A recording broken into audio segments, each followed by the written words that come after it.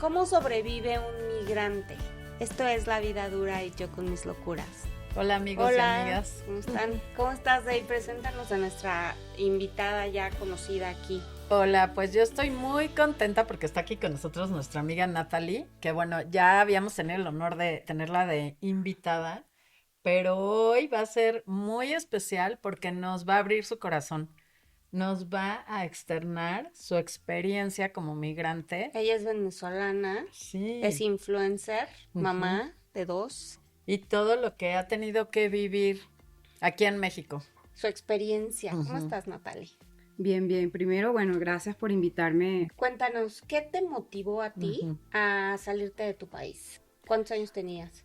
Bueno, tenía 28 años cuando nos motivamos a salir debido a las desmejoras que sentimos a nivel laboral, de salud, de el desgaste que pues no es un secreto para nadie que Venezuela ha tenido. Entonces, pues buscando una mejora. Entonces, no nada más pensando en mí, sino en mi hija Francesca, que ya tenía 2 años.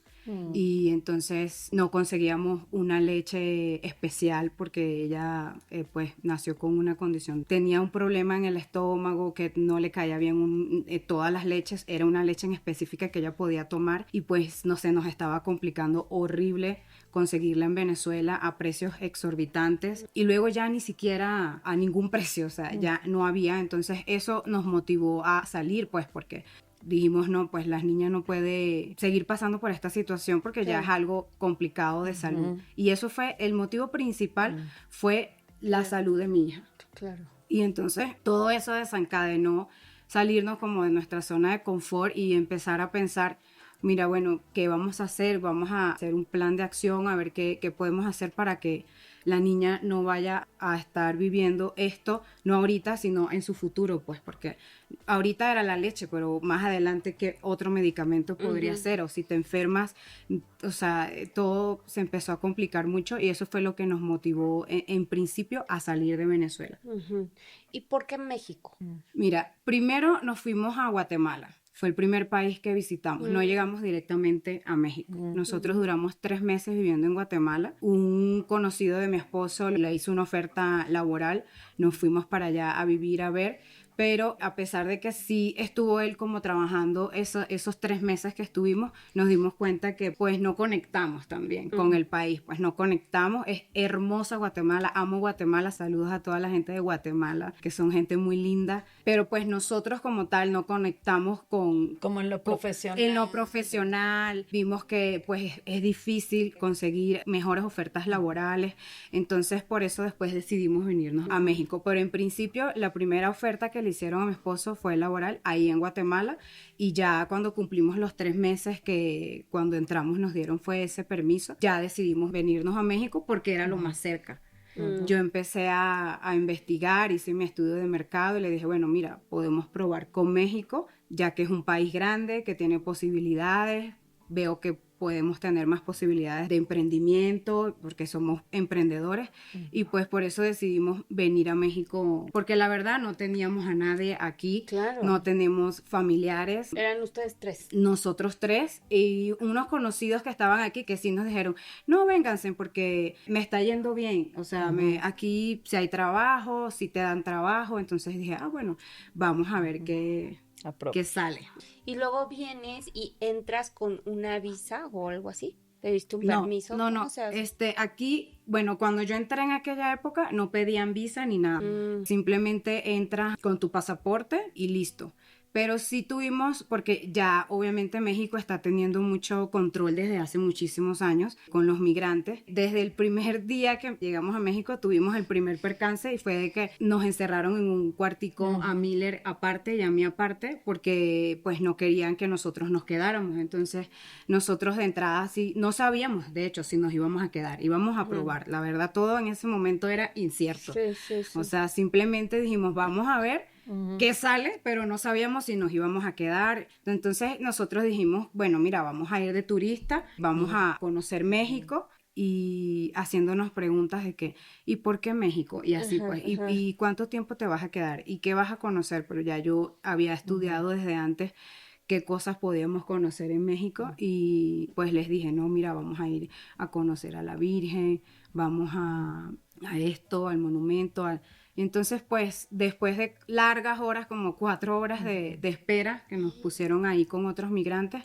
y nosotros, bueno, imagínate, perdimos el pasaje, estábamos pensando, porque uno está pensando, contando los pesitos uno tras otro, porque cualquier decisión o equivocación pues es grave porque estás de verdad invirtiendo tus ahorros en un futuro, pues en a ver qué pasa, en algo incierto. Entonces estábamos así ese día hasta que salió un señor y me dijo, bueno, bienvenidos a México. Te juro que revivimos todos así de que... Y bueno, desde ese día para acá nos quedamos en un hotel y luego nos costó muchísimo poder rentar algo. Duramos 6 meses, recuerdo que duramos 6 meses viviendo en hoteles porque cuando marcábamos para que nos rentaran, apenas me sentían el acento, me colgaban. Y yo entiendo, la verdad no juzgo esto porque pues yo sé que cuando eres una persona extranjera, pues la gente siempre, si vas a meter a alguien en tu domicilio, tú quieres conocer de dónde viene, o sabes, o sea, como que quieres alguna referencia entonces tú como migrante, ¿qué referencia puedes dar? O sea, porque la verdad es que no tienes, aquí piden un aval, piden muchas cosas que no tiene un migrante, o sea, realmente un migrante no cuenta con papeles, no cuenta, o sea, solo tengo mi pasaporte y mi palabra de que te voy a quedar bien. Entonces eso es muy difícil para un migrante cuando de entrada, lo más importante, el techo. Entonces 6 meses diario llamando así y nadie. Qué duro. Ofrecíamos que íbamos a adelantarle 6 meses de depósito para tener nada, ni así. Hasta que un día una amiguita venezolana nos dijo, mira, yo pude rentar con esta inmobiliaria, me dio el número de un señor que la verdad nos ayudó muchísimo y él fue el que dio con una persona y me dijo, mira, ella se acepta migrantes, extranjeros. Entonces nos hizo un contrato por 1 año. De hecho, con él también me pasó que ya cuando íbamos a firmar el contrato, 3 veces nos pasó, en 3 oportunidades nos dejaron como decimos, con los crespos hechos.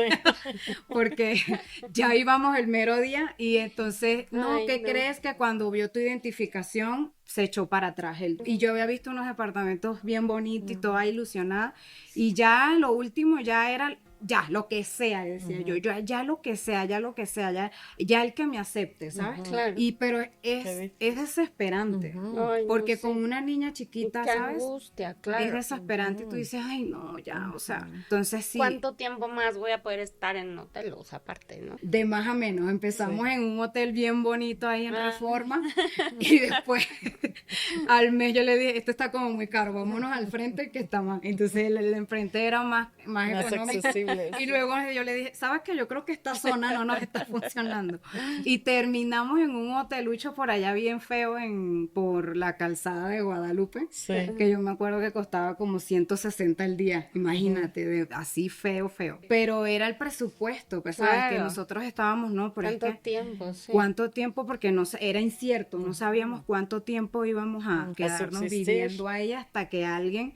Por fin Dios escuchó las oraciones y nos rentaron un departamento y ese día estábamos, pero bueno, súper felices. Una señora que pues hasta ahí, o sea, no me mudé más. Duramos 3 años y medio con la señora Estela, que no sé si, saludos señora Estela, que le tengo mucho cariño y nos ayudó mucho pues en ese sentido de aceptarnos, de que no nos puso tantas trabas para poder rentarnos pues un departamento, algo que puede sonar tan sencillo, pero que a un migrante se le puede complicar demasiado. Sí, se necesita mucho valor, mucha fe, mucha persistencia y la seguridad de que vas a poder lograrlo, ¿no?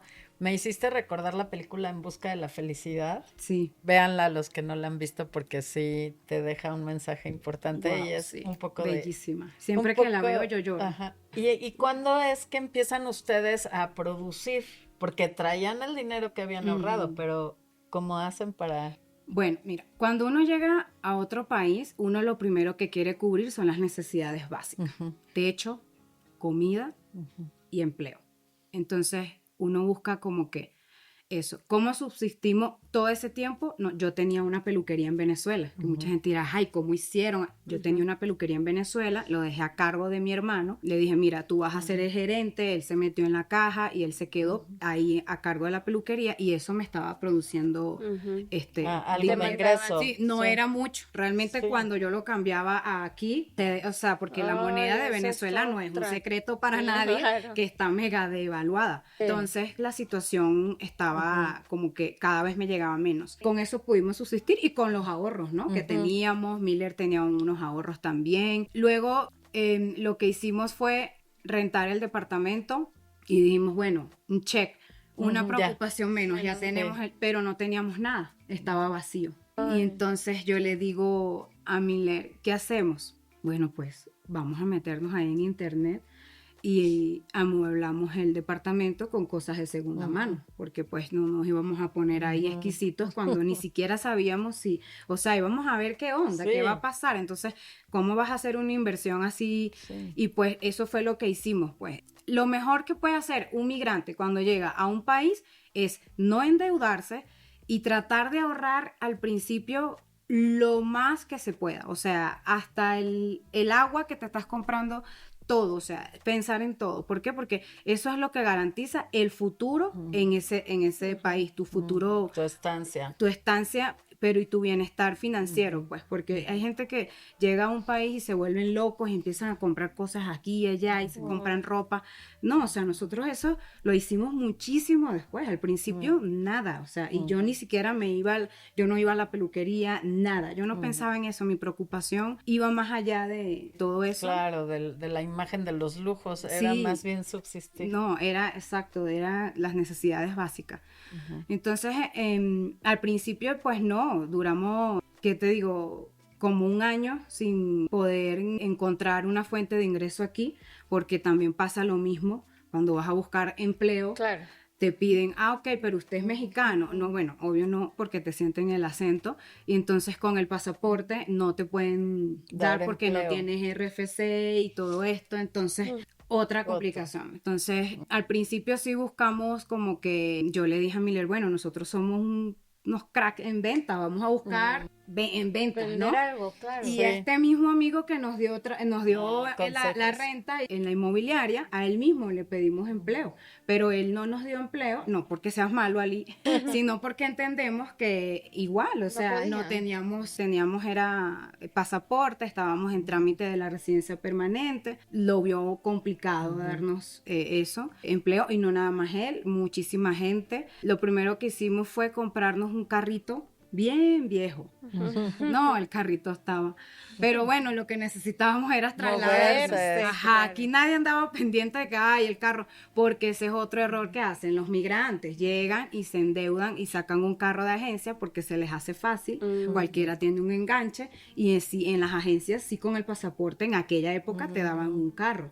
Pero y luego, ¿cómo te vas a endeudar cuando no tienes una fuente de ingreso estable? Claro. Entonces, no tienes que tomar decisiones que saquen dinero de tu bolsillo, al contrario, que metan dinero a tu bolsillo. ¿Hace cuánto fue eso? Hace 8 años, porque ya tengo muchísimo. Muchísimo. Y fue lo primero que hicimos, comprar un carrito, porque pues Miller dice, bueno, así sea de taxi. Claro. Pero no, él era el peor taxi del mundo, porque él como no sabía dónde quedaba nada, claro. Él andaba perdido con el cliente y el cliente bien molesto y él me llamaba mi amor. Y él llegaba, me acuerdo, y yo le dije, no, mi vida, no vas a servir para eso. Pobrecita gente que se monte en tu carrera, o sea, no va a llegar prisa. Nunca, no vaya, y de verdad, o sea, fue horrible. Y él me dijo, no, fue horrible. Todos los días llegaba. Fue horrible. Y me acuerdo, o sea, siempre nos reímos de eso. Un día que en todo el día se ganó, fueron 100 pesos. O sea, porque de todo el día. Oye, ¿le fue bien? No, o sea, y llegó sin los 100 pesos porque me dice, no, y luego como se perdió tanto, los 100 pesos. La gasolina, sí. Entonces no se ganó nada.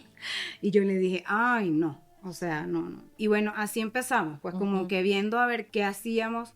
estábamos ya con lo del marketing, pero en Venezuela, y yo le dije a él, bueno, vamos a ver cómo implementamos eso aquí, cómo nos metemos en el mercado del marketing, cómo lo hacemos, pero en principio empezamos a hacerlo para nosotros mismos, pues, o sea, como que nuestro emprendimiento, el marketing y todos los conocimientos que yo tengo. Para anunciarse ustedes. Para nosotros mismos, exacto. Y te anunciabas como marketing. Porque él empezó a comprar y a vender autos, entonces ahí se empezó a mover.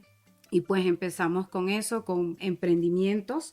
Yo vendí la peluquería en Venezuela. Le dije, no, bueno, ya hay que venderla porque mi hermano me dijo, mira, esto se está poniendo muy feo y yo me voy para España. Ya no te voy a poder atender la peluquería. Entonces yo dije, no, pues como dicen, el que tenga tienda que la atienda, sino que la venda. Ya no iba a tener yo a alguien ahí así como de mi confianza. Entonces la vendí. Y bueno, con eso que vendí es que estuvimos subsistiendo un año más aquí mientras me daban la residencia permanente. Claro, claro. Pero qué importante que dices que pues sí buscaste legalizarte, ¿no? Porque pues si no vives en la quinta pregunta siempre, ¿no? O sea, vives con un estrés y te cuesta todo más trabajo, ¿no? O sea, gracias a Dios que ustedes se pudieron buscar la manera de arreglar sus papeles y estar bien para poder todo lo que sigue hacerlo bien, claro, porque hay gente que la verdad se queda ahí y por ejemplo nuestros paisanos que están allá en Estados Unidos que no buscan legalizarse o no buscan hacer las cosas de manera bien, pues por eso sufren lo que sufren, les cuesta el doble de trabajo, ¿no? Entonces, mientras puedas, claro que allá es más difícil legalizarte, ¿no? No es lo mismo que aquí, pero es importante buscar la manera de hacerlo bien para que sufras menos, ¿no? Oye, y hablando de legalizarte, platícanos toda esa travesía que viviste, que yo ya me la sé un poco, pero para poder estar en para regla. la residencia. Para estar en regla. Ese es otro, es que, bueno, este podcast no lo podemos hacer tan largo, voy a resumirlo. Fuimos a migración a preguntar los trámites, fue lo primero que hicimos cuando ya dijimos, cuando ya conseguimos renta, porque cuando no conseguíamos renta, créeme que queríamos ya, yo le dije, mira, si esta señora no nos renta, pues nos vamos, no nos toca, pues, porque tampoco, o sea, no íbamos a seguir viviendo en un hotel cuánto tiempo, ya teníamos 6 meses, era muchísimo tiempo, pero ya conseguimos, entonces una vez que conseguimos eso, tuvimos la sorpresa que en esos 6 meses que tuvimos en el hotel, procreamos a mi hija Carlota. No perdimos mucho el tiempo.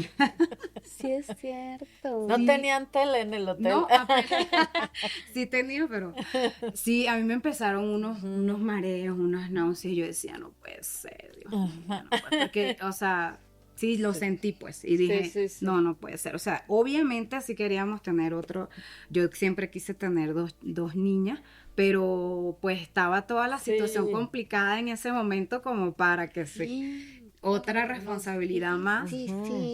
Pero fíjate que todo pasa por algo, pasa por algo y pues es lo bueno de verle de la familia. Sí, y es lo bueno de verle lo positivo a lo que te pasa, ¿no? Yo fui y me hice una prueba y le dije a Miller, ¿qué crees que estoy embarazada? Y él, wow, bueno, no importa, él es, pues, bien loco, porque la verdad, otro se asusta y él, qué chévere, seguro es una niña, y yo, mi amor, o sea, yo pensando en otras cosas así como preocupada, y él, no, tranquila que vamos a salir adelante, y no sé qué, y entonces yo, bueno, está bien. Nos vimos con un abogado, nos tocó una persona muy buena gente, de verdad, no recuerdo su nombre, lamentablemente, para agradecerle, y le estuvimos diciendo, mire, nos queremos legalizar, ¿cómo hacemos para pues nada, sacar la residencia permanente o algo de trabajo para que nos puedan, pues, dar empleos, para poder abrir una empresa o lo que queramos hacer? Entonces, en la conversación, él nos dijo, bueno, mira, esto te va a salir en tanto y esto y lo otro, pero salió a flote en la conversación que yo estaba embarazada. Y entonces, fíjense que si hay personas en México honestas, buena gente, y que no solo quieren lucrarse, porque él pudo haberse callado que por estar embarazada, por tener una hija en México, a ti te dan la residencia por derecho permanente, pero yo no lo sabía, pues, ¿me entiendes? Pero él me lo dijo y dejó de ganarse ese dinero porque estábamos dispuestos a darle como 60,000 pesos mexicanos para que nos sacara el trámite a todos. Y él tan lindo nos dijo, no, sabes que no va a hacer falta que me pagues nada. Porque me acuerdo que fue en un Vips ahí en el Zócalo, nos reunimos con él.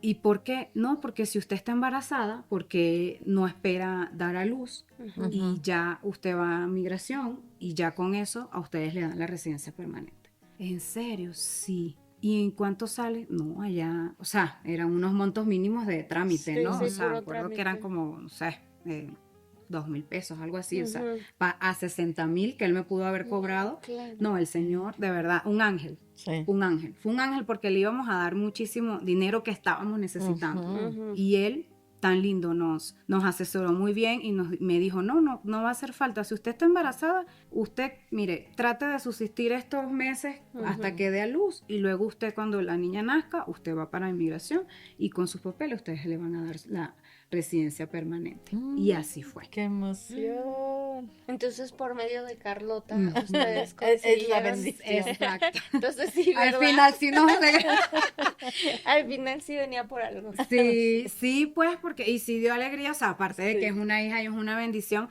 porque, o sea, fue enderezando, ¿no? El Sí, camino. Sí, Porque para que veas que es la mano de Dios ahí organizando todo, ¿no? Exactamente. Y el verle lo positivo a todo y nosotros súper positivo, el Señor como que vio también que éramos buenas personas y dijo, no, yo mejor les digo, porque se pudo haber quedado callado y cobrarme el dinero y me el trámite así de una vez. Y él dijo, no, mejor espérate los meses que te vas a esperar y ya y te dan la residencia permanente, no temporal, porque él solo me podía tramitar algo temporal. Sí, bueno, pero también cuéntales que no nada más fue así de que, ay, ya nació Carlota, ten tu residencia permanente. No, se tardó 6 meses en el trámite. Y me acuerdo que a mi esposo cuando le hicieron la entrevista de migración, no se la pueden negar, pero te pueden decir que no y que tienes que volver a hacer el trámite, porque a él se le olvidó el código postal de donde vivíamos. Entonces le preguntaron, ¿usted dónde vive? Y a él se le olvidó el código postal, por eso. Y, o sea, para que vean que son bien estrictos y son trabas, porque el que más necesitábamos que tuviera la residencia era él, porque yo estaba embarazada, yo no podía trabajar, exacto. Claro. Y a él se tardó 6 meses más para poderle dar. Entonces, son, o sea... Por el código postal. No, qué angustia. Sí, no. Oye, y después tuviste una residencia, pero ahorita ya no, ahorita ya tienes algo más. Ya me nacionalicé, ya soy mexicana. Exacto. Ya es México. Ya presenté mi examen y me nacionalicé hace como 2 años, como 2 años ya tienes y tan rápido ya pasó. Pero sí, pues ya hay que buscar estar, como tú dices, lo mejor posible en cuestión de trámites, en papeles, hacer las cosas bien para que más puertas se te abran, pues y adaptarte al país donde estás, es muy importante. Oye, ¿y cómo te ha tratado México? Me ha tratado bien, fíjate, a pesar de todas las cosas que yo creo que no, las adversidades, es que yo creo que no es que fue a mí, o sea, creo que le pasa a todos los, esto es algo en general, a todos los migrantes, nos pasan muchas cosas, a pesar de eso, me ha tratado muy bien, he conocido gente muy linda, gente que nos ha apoyado, que ha estado ahí al pendiente, y la verdad agradezco mucho todo el apoyo que nos han dado y la oportunidad. Oye, ¿y has sufrido discriminación? ¿Cómo ves eso aquí en México? ¿Está fuerte? Sí está fuerte y es triste, ¿sabes? Porque el mexicano sufre discriminación cuando va a Estados Unidos. Y resulta que no todos, no hay que generalizar, pero sí hay mucha también. Pero hacemos lo mismo. Sí. Sí, dinos, porque nosotros no son cosas que no vemos, entonces por eso quiero que les... Sí, nuestros compatriotas en Estados Unidos, pero nosotros hacemos lo mismo. Exactamente. No todos, bueno, no a ese nivel, pero sí. No todos, pero sí. Rechazo, como que si te escuchan el acento, como que no confían en ti, y eso es discriminación, porque... O sea, no tiene nada que ver que seas extranjero, igual puedes ser una persona profesional, igual tú puedo prestar un excelente servicio, igual puedo ser buena persona, pero sí existe como esa barrera que cuesta un poquito más como migrante salir adelante, que te contraten, que confíen en ti, ¿me entiendes? Claro, no, y hablando de eso, los servicios que tú ofreces pues son de marketing, entonces... Ustedes vinieron aquí a producir, incluso dan empleo a otras personas y al revés, están dando fruto aquí y están aportando Sí, porque uno viene a trabajar, a buscar mejores oportunidades. En este caso, yo que tengo hijas, para mis hijas, ya no soy yo mi prioridad, sino mis hijas, darle una mejor salud, un mejor colegio, que estén más seguras, ¿me entiendes? Claro. Y tener algo estable, porque pues sí, la situación en Venezuela no es un secreto para nadie, que cada vez está más difícil y cada vez se aleja más la posibilidad de ir a visitar allá, porque pues está muy difícil, y ¿Puedes regresar? sí, Sí, claro. se puede. Claro. Sí. Y hablando de esa parte, lo difícil que es no ver a los que dejaste, las amistades, pero sobre todo la familia. Cuando llegas, estás tan preocupado por sobrevivir que no quieres sentir, no quieres, como que no piensas mucho, pero sí vivimos con un vacío. Es un vacío, no sé cómo explicarlo, pero es un vacío con el que te acostumbras a vivir, pero ahí está latente. Y no es fácil estar en otro país que no es tu país donde naciste, que tampoco pues no es tu cultura, o sea, te adaptas a todo. Y me encanta México, amo la comida mexicana, amo la música mexicana, amo México. Pero pues yo nací en Venezuela y tenemos otras culturas, entonces también vivir sin eso que es una ruptura. te hace falta, ¿no? O sea, como un despecho, como cuando dejas a un novio. Sí. Entonces, un novio que amaste mucho, ¿no? O así, pues entonces como que sí estás contento, estás feliz, pero tienes ese hueco emocional ahí. Y es que no es solo un duelo, son muchos, porque dejas a tu familia. Es que es unas por otras, como casa. Que por un lado ella se vino para mejorar su vida, pero por otro lado vive con eso, que es ese vacío.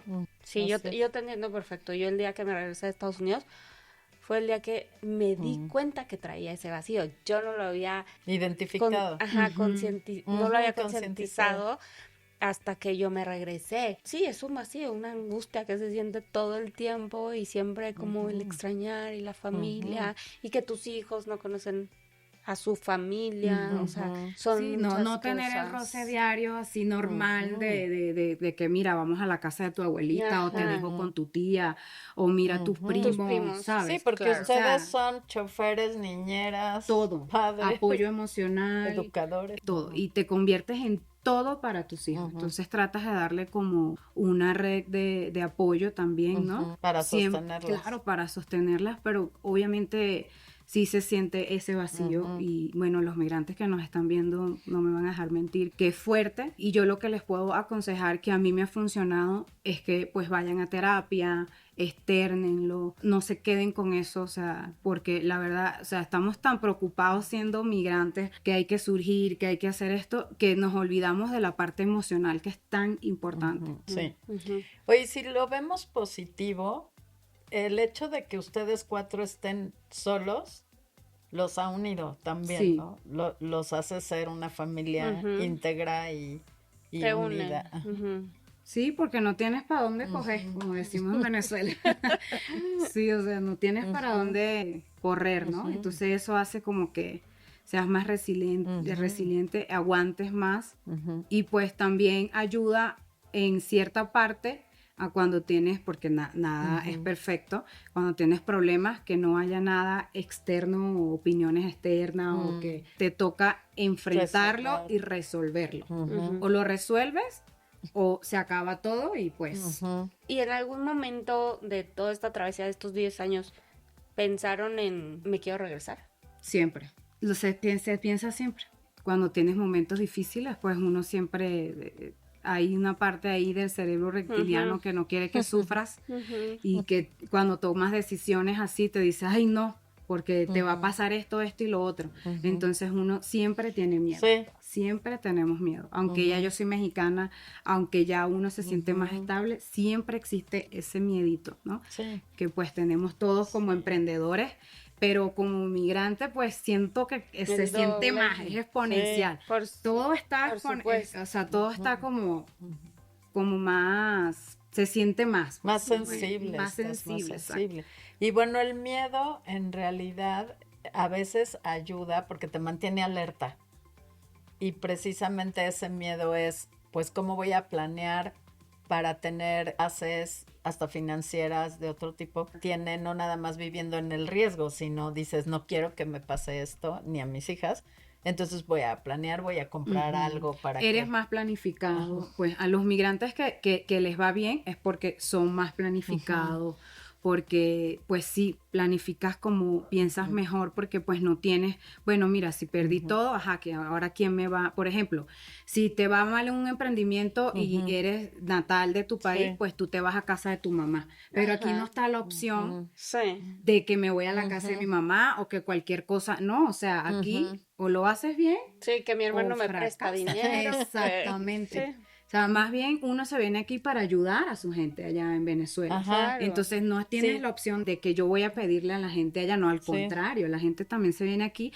a ayudar a sus familiares, a tener una mejor vida, pero también ayudar mucho a sus familiares. Claro. ¿Cómo ves tú la situación como entre países? O sea, porque Venezuela no es el único país que está en esa situación, ni México en la suya, porque todas son diferentes situaciones, pero la migración es, o sea, en todo el mundo, o sea, no nada más somos los mexicanos, no nada más son los venezolanos. Todo el mundo no, y hay está muchos migrando. mexicanos que se van a Europa, bueno, y también venezolanos, ¿no? No, para todos lados, pero digo, es el mundo entero, pero ¿qué le dirías a las personas que tienen ese plan y que quieren salirse de su país?